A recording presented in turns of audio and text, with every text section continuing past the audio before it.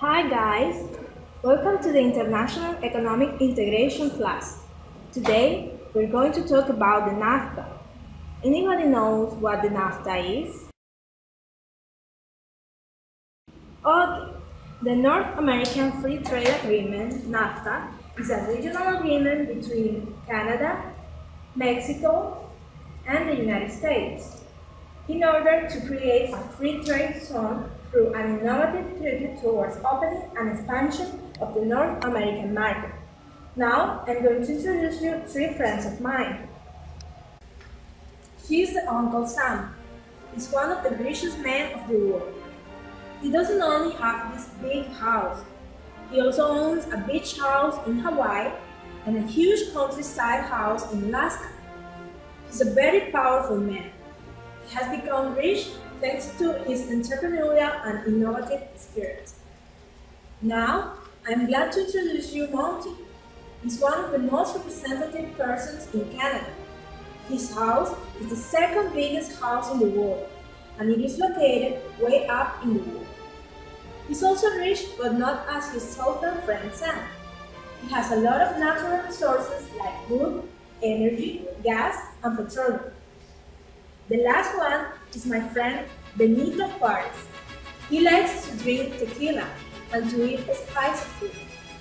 Even though he's not as rich as his neighbors, he has one of the best workforces in the world, and he's known for being a hard worker. One day in 1990, they realized that they could improve their economies by joining forces because they were each other's major trade partner and each one of them was good in a different area. While Uncle Sam was good in producing and exporting oil, petroleum products, gold, plastic,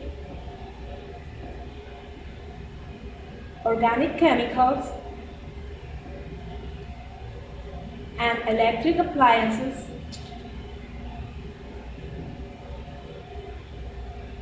Monty was good in energy and its related products, motor vehicles,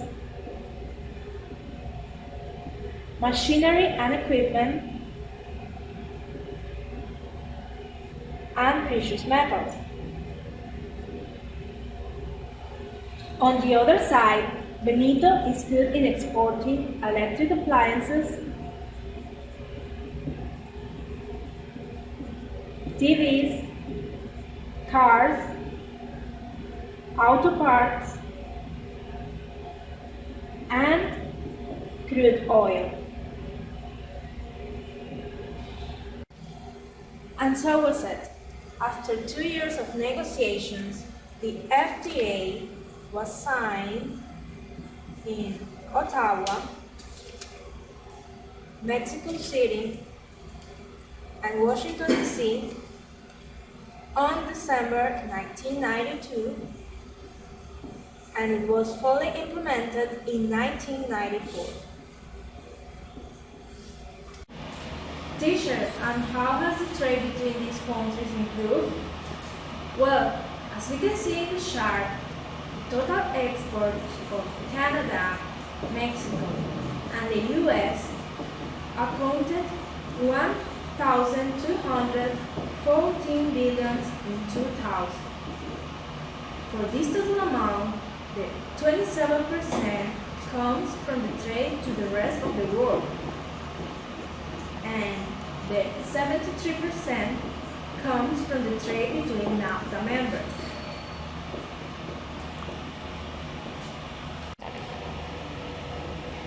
This chart represents the trade between NAFTA members in 2000. Mexico exported 150 billion to the other two NAFTA members. Canada exported 360 million and the US exported 377 million for a total amount of 888.2 billion. In 2011, the total exports of the group grew 90% compared with 2000, accounted 2,308 billions, in which the trade to the rest of the world represented the 56% and the trade between Nafta members represented the other 44%. Now guys, let's see this chart which represents the trade between Nafta members in 2011, which accounted $1,012 billion. Mexico exported to the Nafta members 285 billion in form of electrical machinery, vehicles, mineral fuel and oil, general machinery, furniture, and precious stones.